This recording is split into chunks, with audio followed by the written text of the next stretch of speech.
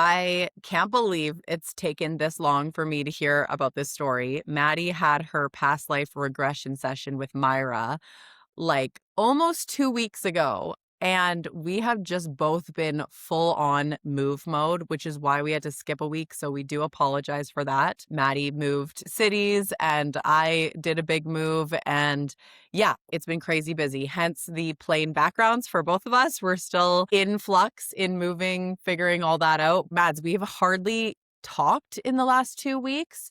And anytime we did, or you wanted to talk about it, I was like, no, don't tell me.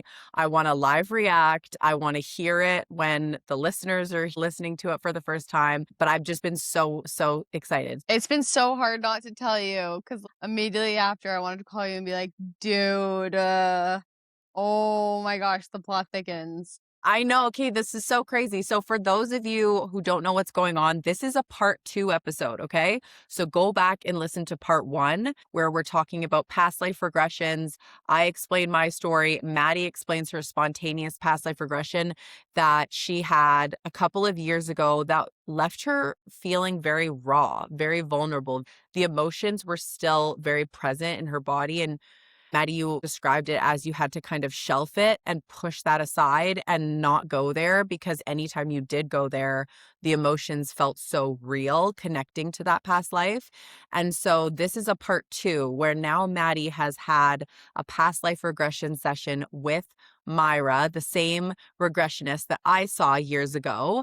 And Maddie is going to explain her regression session, and we're going to have clips as well from the session in here for you guys to see and experience. So Maddie, without further ado, take it away. What happened?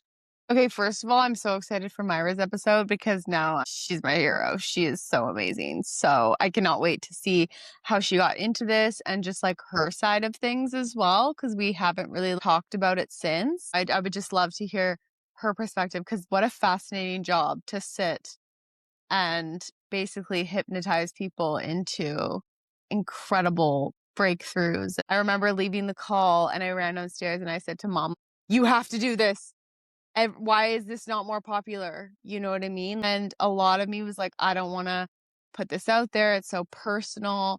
But then I was like, straight up, it's not for me. It's bigger than me. Like, this is something that needs to be more mainstream because I feel like therapy is so mainstream. Therapy is so normalized. We all go to therapy and it's like, you wear this badge of honor. And it's like, this is next level. This is quantum therapy. This is soul therapy. This is, I believe, work that can have a huge impact because I've now experienced it. And Paige, I cannot tell you, my expectations were high going in. Myra completely blew every expectation I had out of the water. It was one of the most insane experiences I will ever probably experience. It was so fascinating. So I'm so excited to get into it because it was very, very, very different than my spontaneous regression, but it was the same situation. It was that same life that I revisited. When you were doing this, the thing I was most nervous about, and I don't know if you were nervous about it at all, of like, are you going to be able to go back to that life when she regresses you? I don't know how many lives you've lived in the past. Are you going to go specifically to that one that you want to? Or are you going to go somewhere else? Were you at all nervous about that? Like, am I actually going to go back to that life? No, my intentions that I wrote down, and I was very clear.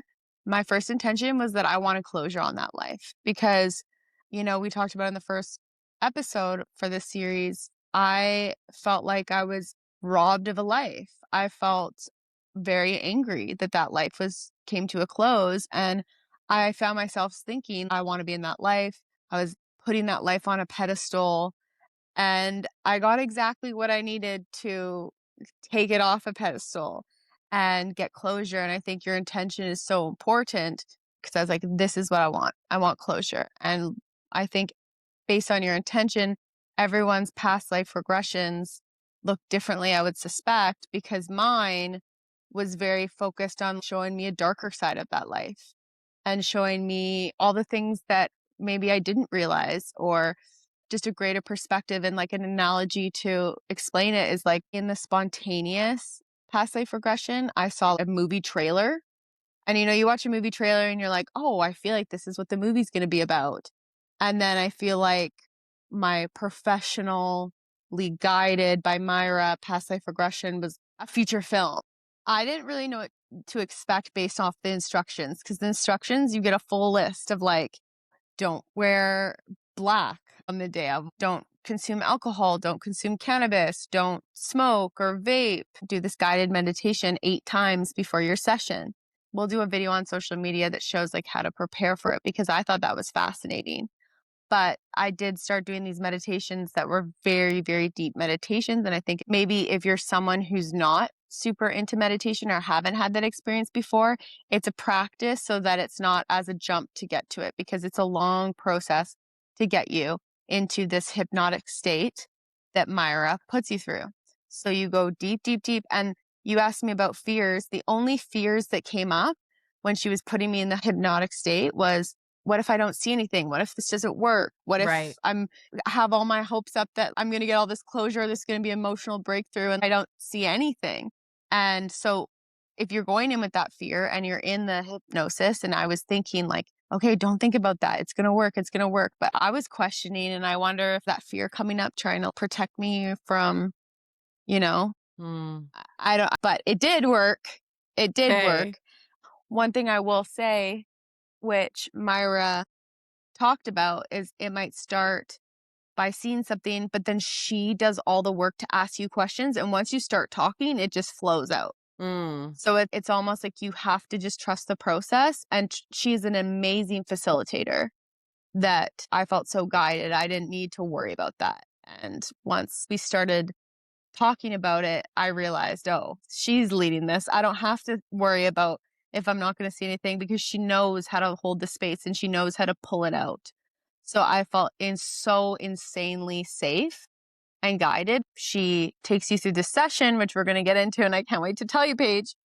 But then she also wraps it up and allows you to have that closure. And it's just so beautiful. I have so much gratitude that she does this for people. And for me, really, I walked away feeling like this was years and years of therapy in 2 hours. So I Wow. want to just scream from the rooftops, the world needs to know about past life regression. And if you've gone through therapy and you haven't seen progression, this could be really life-changing for you. So basically, going into this deep, deep state, and she has to go deeper and deeper and deeper and deeper. And she says, eventually you'll see, or something will come to you. So eventually I come to seeing myself working in a field, and I'm working in a field and I'm in dirty clothes and my hands really hurt. And I know that I'm working so that I can be able to afford food, because I'm hungry and I'm really skinny, but I'm strong. And I remember looking up at the horizon just when the sun is just going to start its process of setting. And I remember just looking at the horizon and saying, I don't have anywhere to go. Like, I don't have anyone who cares about me. I just remember feeling this dullness of like straight up just surviving, just feeling so alone. When I describe it and when you listen to the recordings, it's all around feeling. The first session, spontaneous past life regression, it's like I saw it. It was more like a movie. It was very vivid. And this, it was more like sensations of feeling.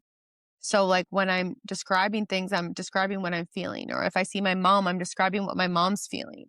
And so it's like I zoomed out and was like at some point seeing a bird's eye view, at some point just feeling what it felt like in these specific moments. So she takes you, she guides you through these different moments. There's such a formula to it, but the first moment was me in a field and just this feeling of I have nowhere to be. I just felt like dull. And then she asked me to go to a different memory from that life.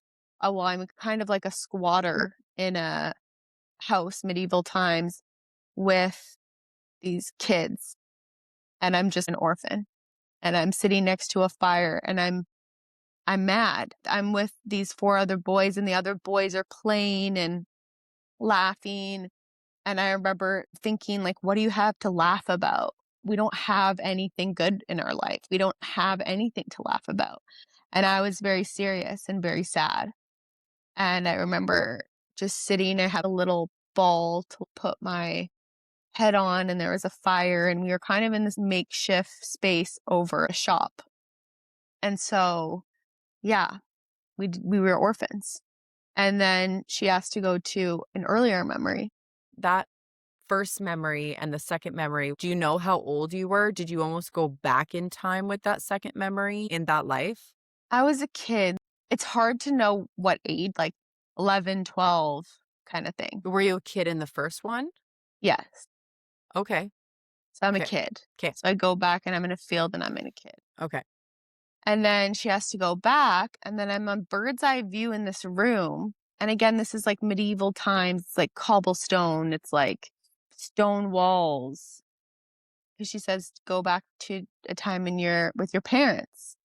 And I remember being like, I don't think I've met my parents. And then I bird's eye view. So I'm not as the baby's view, but I'm looking down into this room, and there's my mother, and she's scared and she has me.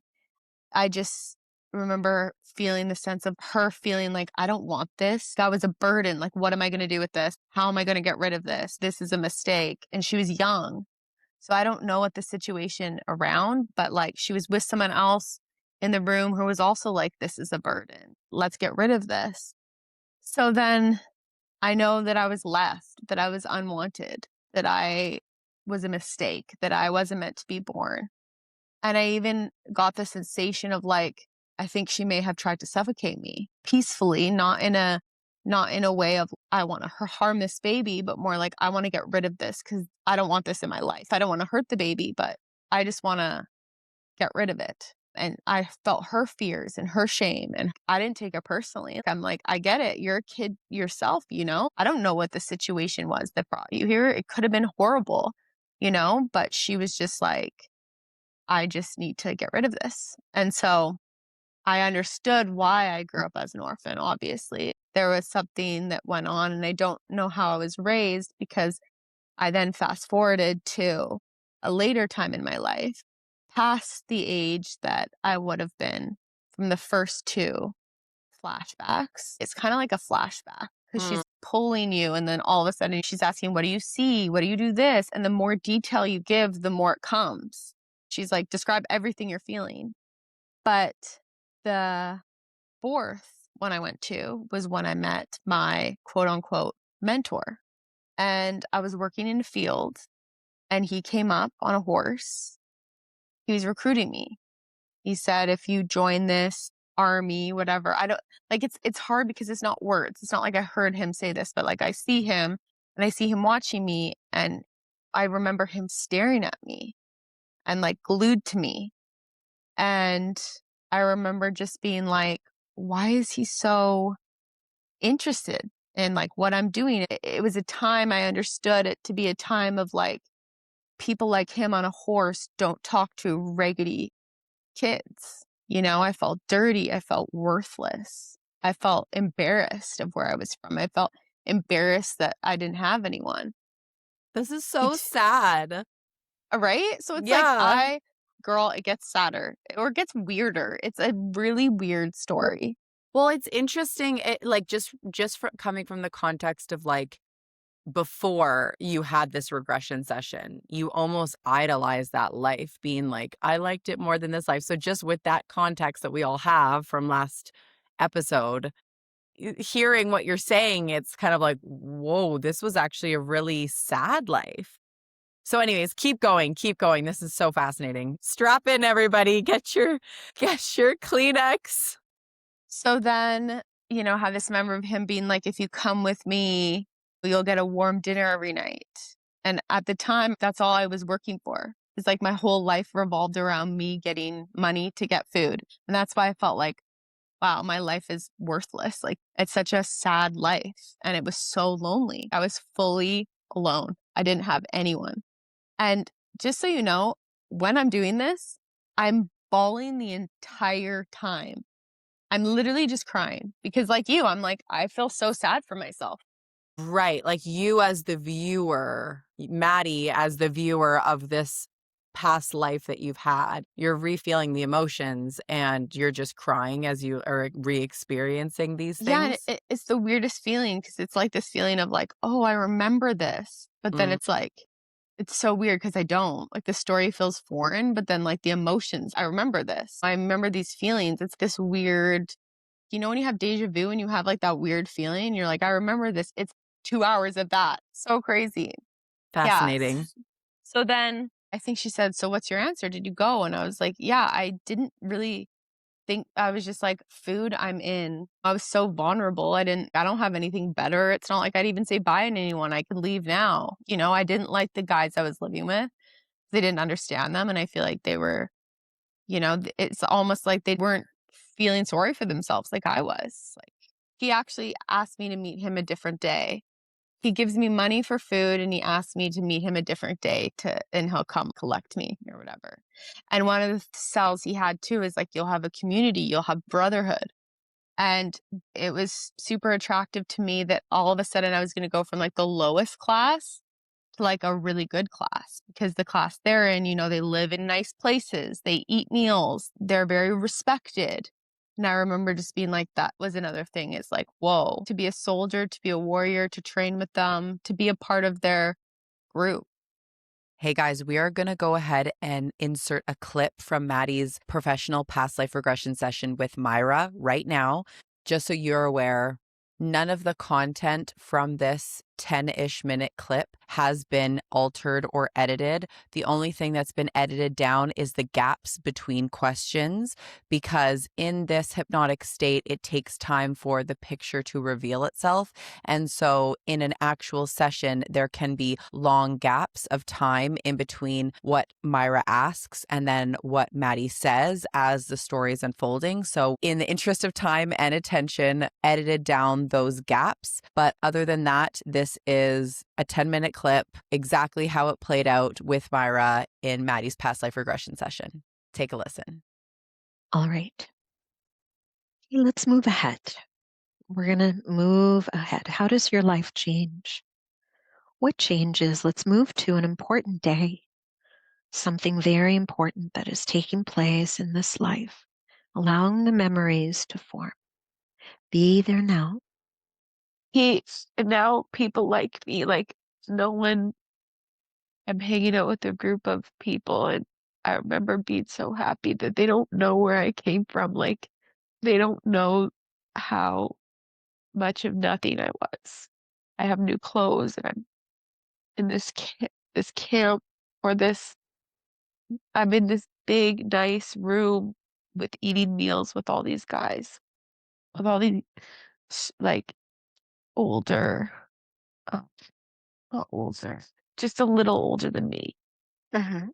And we're eating and we're laughing. And I remember thinking, this is so great. I don't, they don't know that I'm this orphan and this low class, dirty. Yeah. But where did So they come from? they came from, we're in some sort of training thing together. Like they were already there and I kind of joined in, but we're training. We're training to fight. You are. We're training to, yeah, to battle, we have there's lots of pride. It's like all of a sudden I just went from nothing to like being in the um, good books. And the guy who recruited me, the head of this or whatever, this is the guy, that I'm going to be a protege for, but this is what still a long ways away from that. But he's the only one who knew where I came from. Like he's the only one he didn't tell anyone else. I Okay. remember being so happy that he would, you know, like save me the embarrassment because I was so embarrassed. Okay. I was, yeah, ashamed. I'm hearing like I was ashamed. And so it kind of felt like all of a sudden I got a new life, like, but I never understood why he like, yes, he thought I was strong, but why me? Like, he seemed so focused on me. Okay. It's all right. All right, let's continue moving ahead. We're going to scan ahead, forward, moving to another important day. Something very important that is taking place. Allow the memories to unfold. Be there now. An important day. Trust what comes. I'm I I have a crush on a girl and I'm talking to her. I'm sneaking out to talk to her. Okay. And I'm so excited to see her and it's the first time I've had this sort of connection and I'm sneaking out to see her just really quick. And he sees me and he gets angry and he gets really angry. It's such a weird energy. It's like a jealousy. It's possessive. He's like possessive. Mm-hmm. And he says, you know, you can't choose that or this. It's either, you know, if you choose that and love, if you choose love, you're out on this, you're back on the street, like deals off. Or Mm-hmm. he was kind of threatening me and remember being sad, but remember thinking, of course, I choose this life. I was so close with all the boys and I liked them. And I thought this girl wouldn't even like me if I wasn't in this. She would, if she knew where I came from, she wouldn't like me. Yeah. Her Okay. parents wouldn't like me. And so, but it's weird because there's some sort of possessiveness. Like this person, I Mm-hmm. don't know if he's like in love with me. Like, I don't know. It's this weird, Mm-hmm. Feels intense. yeah, it feels, for some reason, he's so focused on me. Mm-hmm. Okay. Yeah. I don't understand. Okay. All right. Okay, let's leave this memory. We're going to scan forward. We're going to move to one final important day in this life. Allow the memories to form, trusting what comes to you. He's getting married Mm-hmm. and he wants me there. He wants me at his wedding. And I feel so proud that he would want me there because no one else is there. None of the other boys? How old are No, you now? older, maybe in my late 20s. Mm-hmm. Okay. And he gives me an outfit to wear. Okay. It's some weird thing. I don't know how to read it. Like I'm weirded. Mm-hmm. And how do you feel about him now? I respect him and I love him and I'm so grateful for him. Like he was my ticket out. And I'm so appreciative, but I'm I don't understand why he's so obsessed with me. Mm, Like or why he's so I don't know how to explain it. It's like, it's okay. yeah, I just Mm-hmm. he's Right. obsessed with me. It feels like he wants me at his wedding. He only he's so invested in my personal development and my, you know, like he doesn't care. He doesn't care if the other boys are running around and have girlfriends and he's so angry and when he finds out I am. Okay. All right. Let's go ahead and scan the remaining years of this life. Scanning forward the remaining years. What do you do with your life? Constantly being supervised. How does everything turn out with you? You're an adult now. What do you do? I'm a soldier and I have so much pride, so loved and looked up to and I just have this feeling like they don't like if anyone knew it could come crashing down. Like I don't know what it is, but it's like it weighs on me that I came from nothing and like I don't want people to know that and it's like I'm still it's like my not a big secret, but it's like I just feel like I can't believe I got away with this, and now I'm on top, and now everyone looks up to me, and I'm like maybe 40, and I remember just thinking I can't wait till I can like move on to what's next because I want to have love. I gave up everything for love, for this role. I couldn't be in love. I never felt the feeling of being in love. Okay. So I was so excited to be like loved. That's what I was focused on. Like I was excited about, I'm happy that I'm this person, but I'm more just like maybe I'll be loved. Mhm. Like I feel like I got the success, I had the stability, I had the path. I was like, this guy was like I was like his son. But I just remember just being so excited to say I'm gonna be loved. Like I want to be loved. Like that's what I want next. Like romantic, like a woman. Mhm. And do you find that? Let's scan forward, forward. You're getting older. I don't, What because I'm stops you? killed. All right. I'm killed, and I by the person who was so obsessed with me. All right. Let's go back to that time. All right. What led up to that transition, that death? What happened? Different than I thought, because before I thought that he was like, I It's feel like okay. it's okay. It's like, it's weird because it's different. Like I feel like now I have this weird, before I just idolized him. And that's what I saw. But like now I see that there's some weird energy. Like Okay. It's maybe all right. he was in love with me, or like Yeah. Was maybe he there was.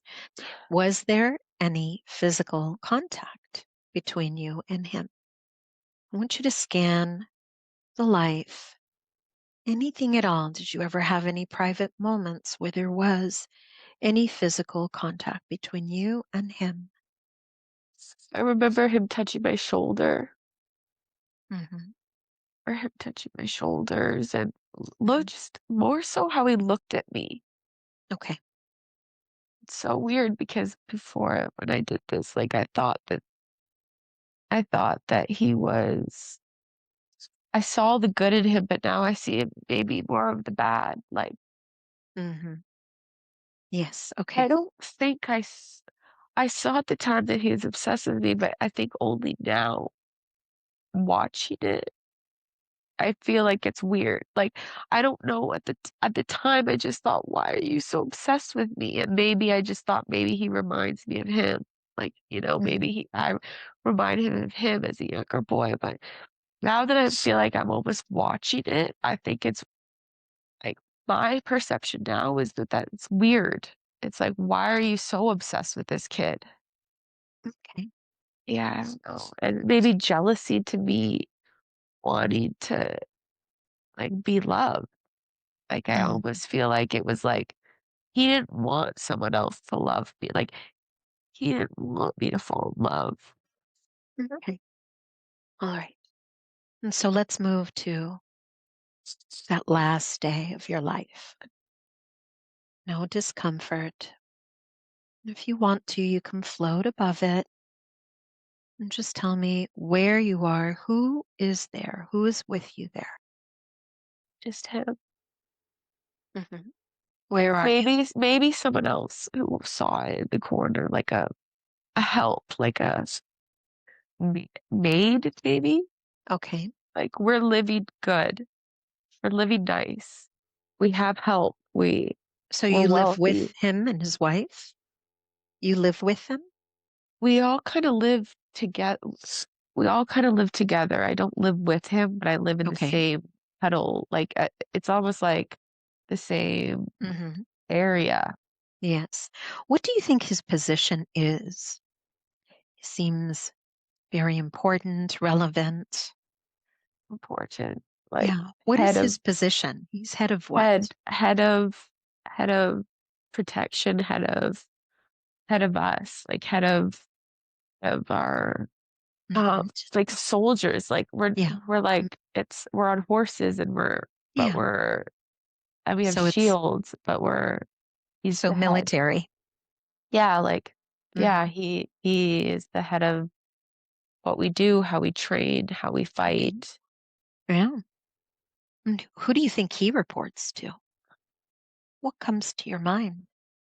What comes I like when you say that I'm like I don't even know if I ever thought of that, who he Mhm. reports to. Yeah. Like he's the head guy. Like I don't know who he even reports to. He's like it. Okay. Okay.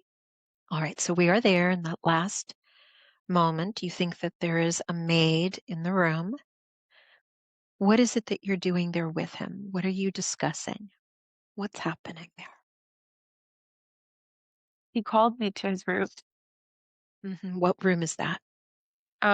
It's in almost like a kind of like this castle. It's at the top floor and it's this open room. It's really nice room, a really nice view in the room. And then he kills me. All right. How does he do that?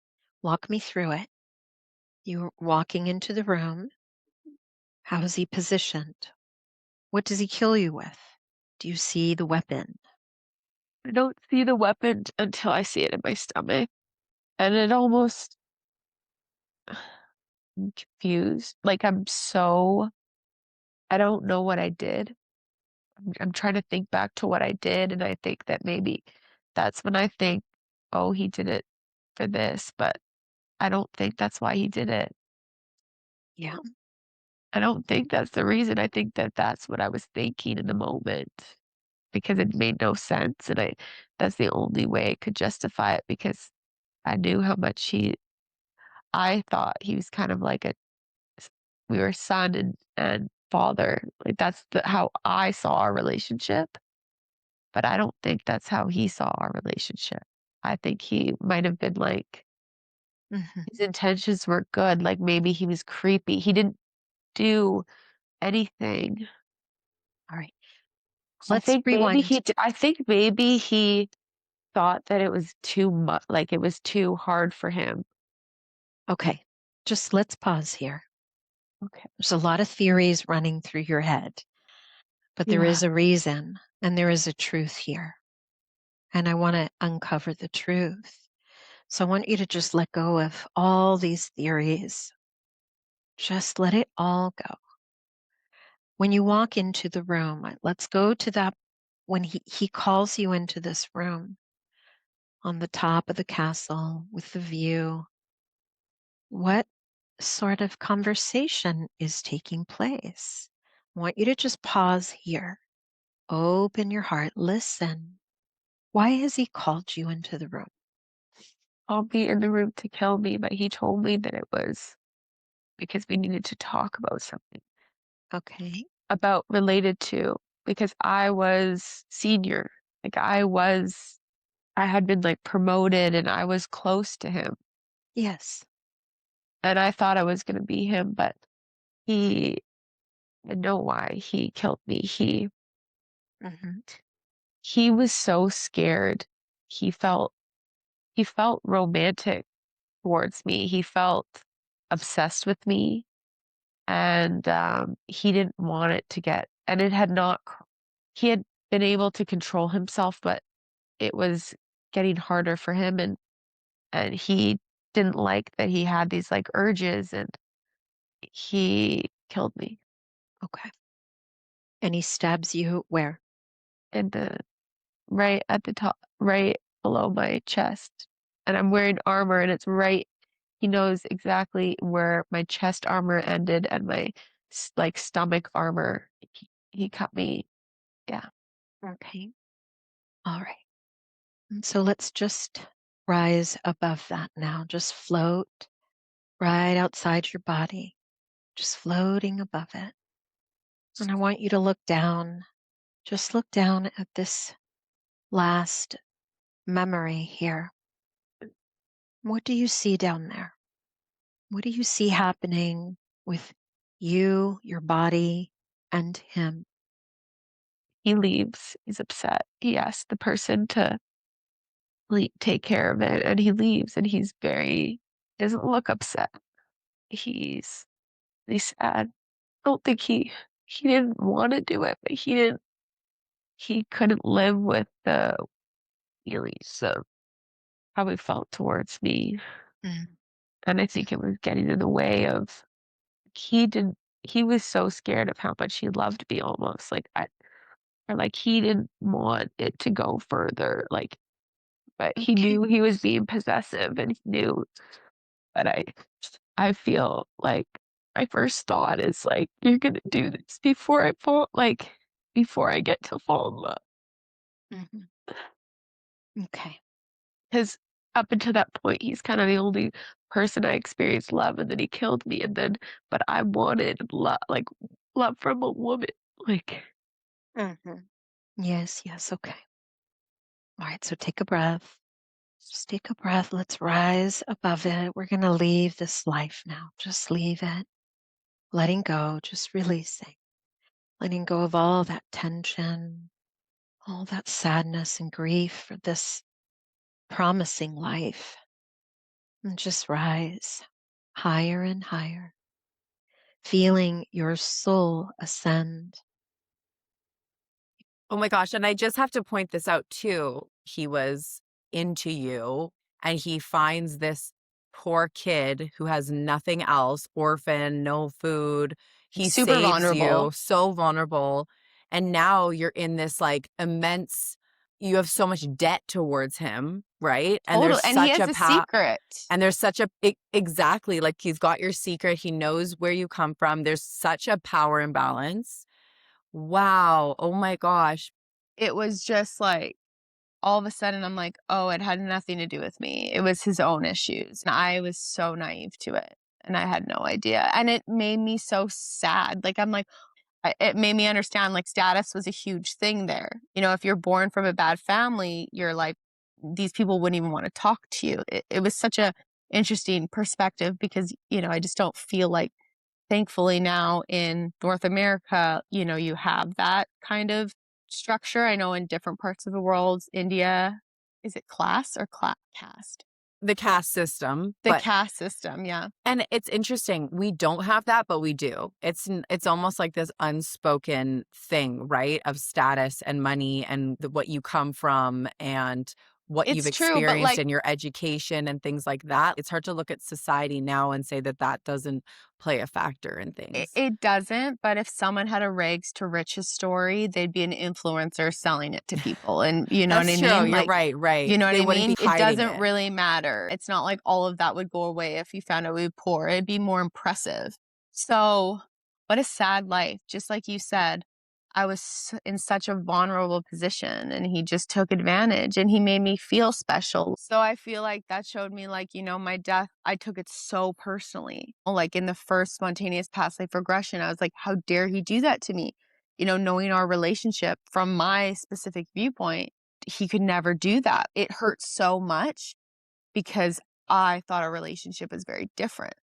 And it made me realize, like, oh no, it was about him and his own issues. And like, it really had nothing to do with me.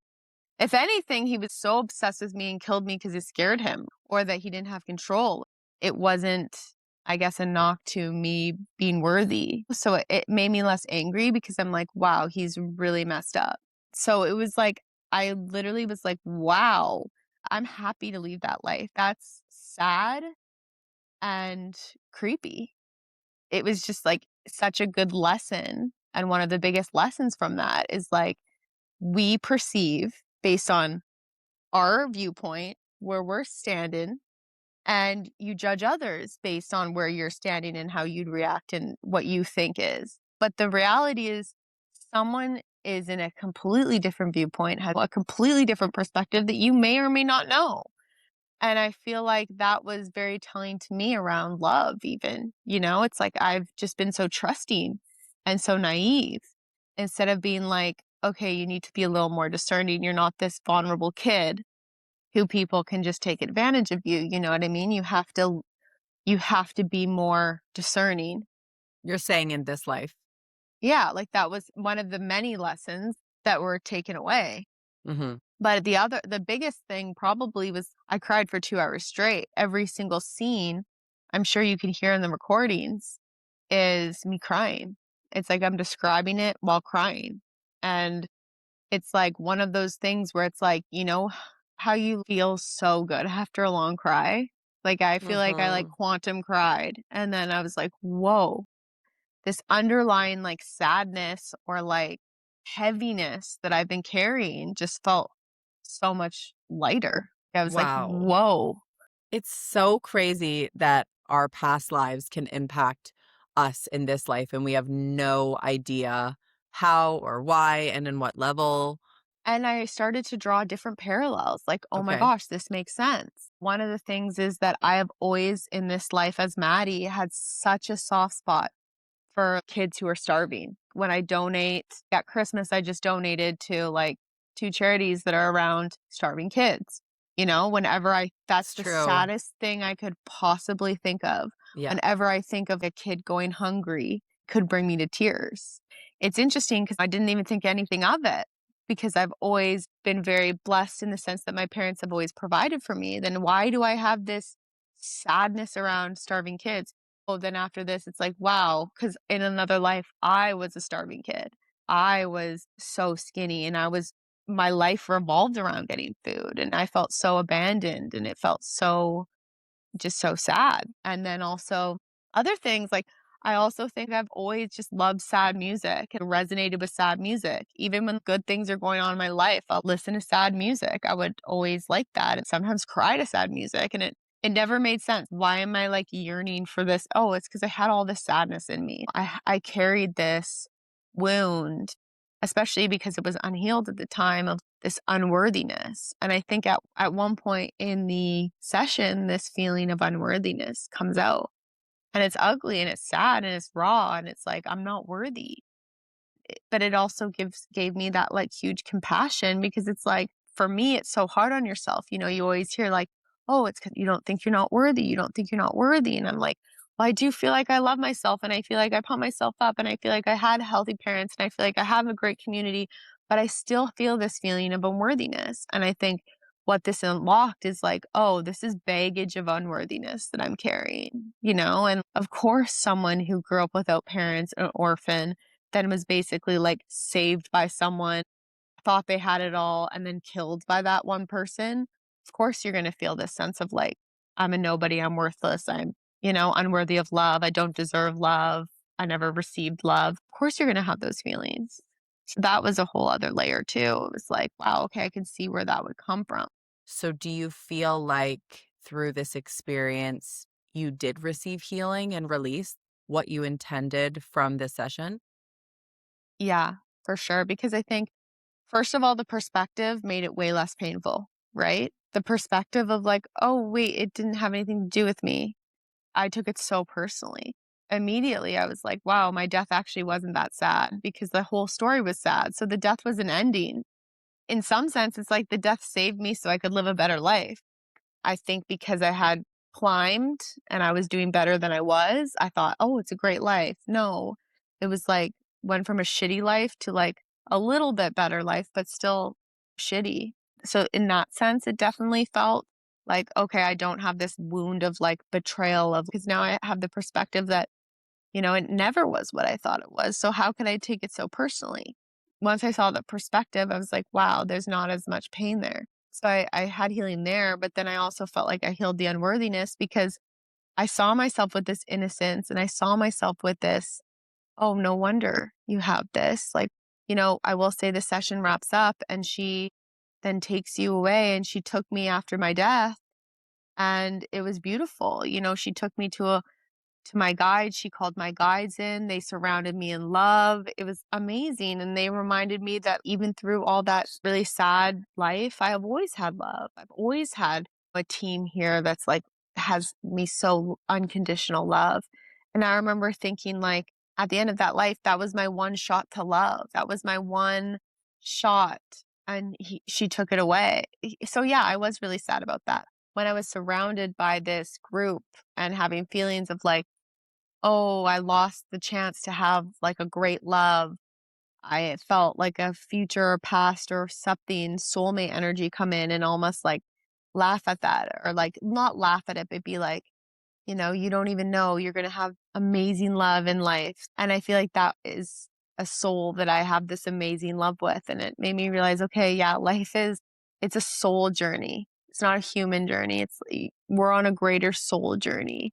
So that gave me a lot of like relief. Oh yeah, it doesn't really matter that much if I don't have this one true soulmate love in this one life. Like I'm going to have it. I'm going to experience it. So that was really reassuring.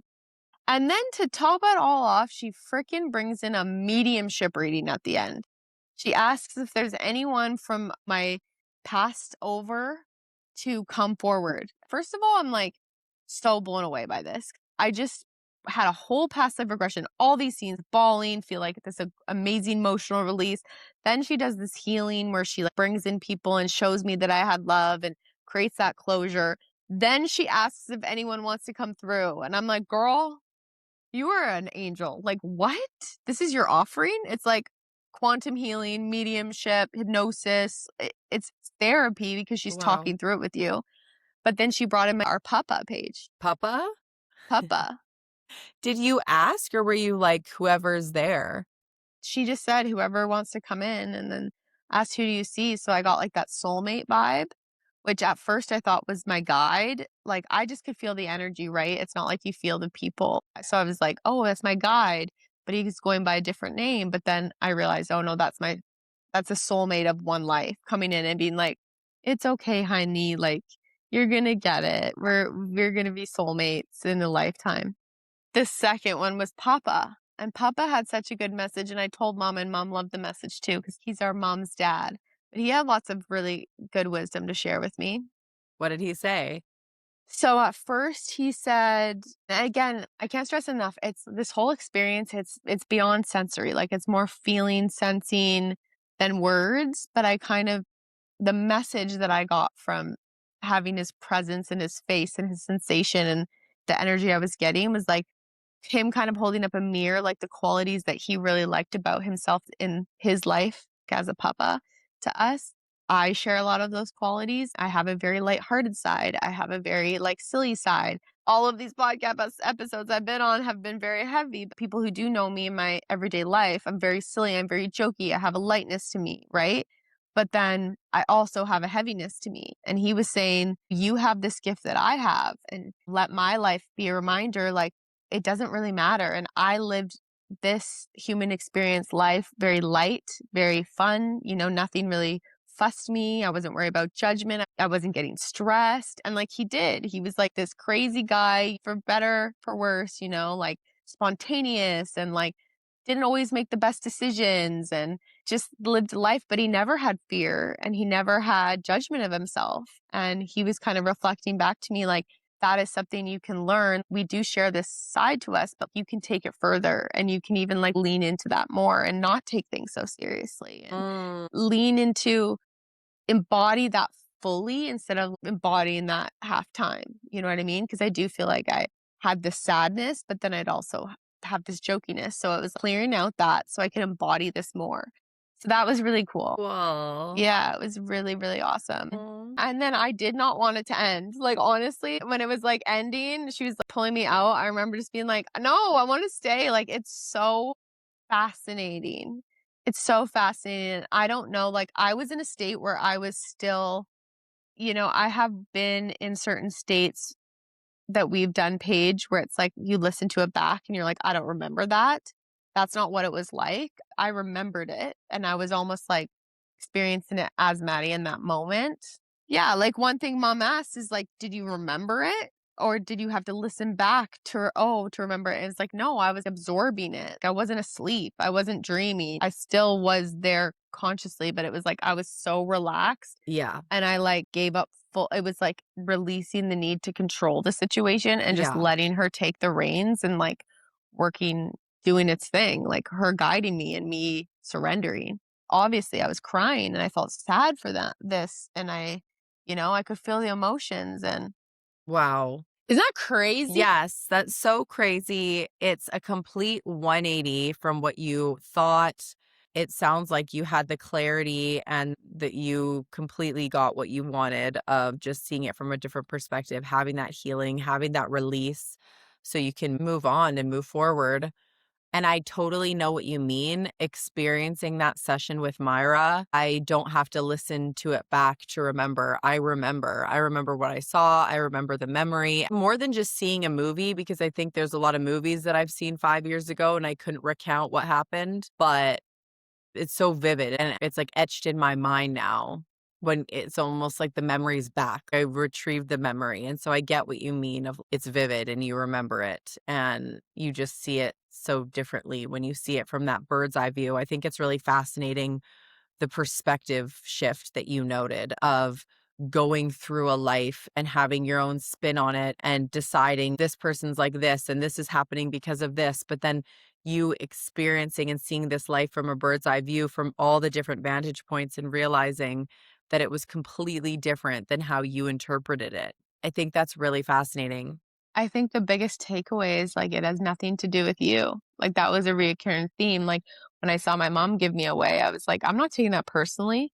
I don't feel mad or angry at her or pissed off or like, why would you do that to me? I get it. You were so scared, Hmm. And that's kind of how I felt too with my mentor who killed me. It was like, I'm not taking this personally. This isn't anything to do with me. And it makes you realize, wow, we walk around judging other people, taking everything personally, literally thinking every single person's actions is personally. This made me realize it's not. We're all Yeah, living in our own little worlds, you know what I mean? And we're making decisions based off of ourselves.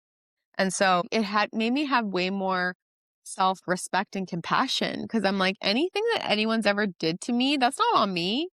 No, that has nothing to do with me. It just made you realize like people have their own issues and it gave me so much more self-compassion, that's you incredible. know? That's so, so cool, Maddie. And I'm just so happy that you did this. For anybody who's interested in learning more about past lives, read any of Dr. Brian Weiss's books, Many Lives, Many Masters. I just was so blown away by the healing that this woman was getting and what past life regression can do for people. And then to see and to hear that you had a similar experience is so cool. Would you do it again? Do you want to do it again? Yeah, I feel like I would do it again. Like I feel like it's something to do because it's heavy, right? Like I bawled. It was like so intense, such a release. Like I don't really feel like at this time I need to do it again. And I'm interested to see how this plays out because I already do feel like way lighter and like, I'm not just drawn to sad music and like I feel like I have more energy and I'm less tired and there's like, different things. When I think back to that life, I don't feel angry at all and that or sad at all. That's amazing. And I feel like I have all these amazing reminders. I'm always loved. Spirit is always there for us, always loving us. And I guess this perspective feels like it's done its trick for the time. Like it's not like, I feel like in therapy, it's like, let's go back, let's go back. And this was so much work condensed. So no, I don't feel the need for it now. And Myra would be great to do it with because I feel like you do need someone to ground you and like maybe Help you make, see it from a different perspective yeah. and bring in the But guides. yeah, for the time being, I don't have the desire to do it, but I have the desire to be like, spread the word that this is hopefully going to be like the next big therapy because I just don't think therapy is doing it for a lot of people. That was me before. So Or it does it, it takes you to one level, but there's stuff from your past life, there's stuff from your ancestral, like we've talked in totally. other episodes, that just talk therapy isn't getting to the root of. So that's very cool. I also think you make a great point. If you're listening to this and you're like, oh my gosh, I need to try this, trust it. Trust that intuition, trust that guidance, trust that nudge that you're getting right now, that intuition. It sounds like, Maddie, you're like, I don't have that right now. There's almost this, I'm good for at least right now. I don't have that pull. But there's probably somebody listening to this right now who does feel that pull. Just book it. Book it. Who knows what's going to happen? Every session is completely different. And next episode is going to be Mayra. So we are going to get all the details of how she got into this, her training, because she's trained with Brian Weiss. She's trained with Dolores Cannon. She has an incredible background, and we can get a little bit more info for you guys on sessions. There's so many different things that are possible in these sessions. So Totally. And I think your intentions are so important, right? Because mine was all around getting closure and breaking patterns in this life. That was another intention I set, is like break patterns, get closure. And like that's what I got. This life experience is free will. So you need to claim what you want and what you Yeah. want to see, because how deep you go, I think, is depending on what you're ready for and what your soul's open to. right. Good point. But I can't wait to hear her story, because I'm like, I need to know everything about Mayra now. I know. How'd she get into this? We're going to get into it. That's part 3 of this. Madi, thank you for being the guinea pig, the experiment, for being so raw and open and vulnerable with your raw emotions and what you've gone through and what you've been through in a past life. I know this is so crazy, but I just was so excited for this series because I think it's really important. And I think past life regression therapy is incredibly healing and can be incredibly healing. So thank you. Thanks for having me. Thanks for listening. Thank you so much for tuning in to Meant to Be Heard. If this episode resonated, please share it with a friend, rate the podcast, and hit follow so you never miss an episode. You can find us on Instagram and TikTok at You're Meant to Be Here with a 2. New episodes drop Mondays. Wherever you are on your spiritual journey, you're meant to be here.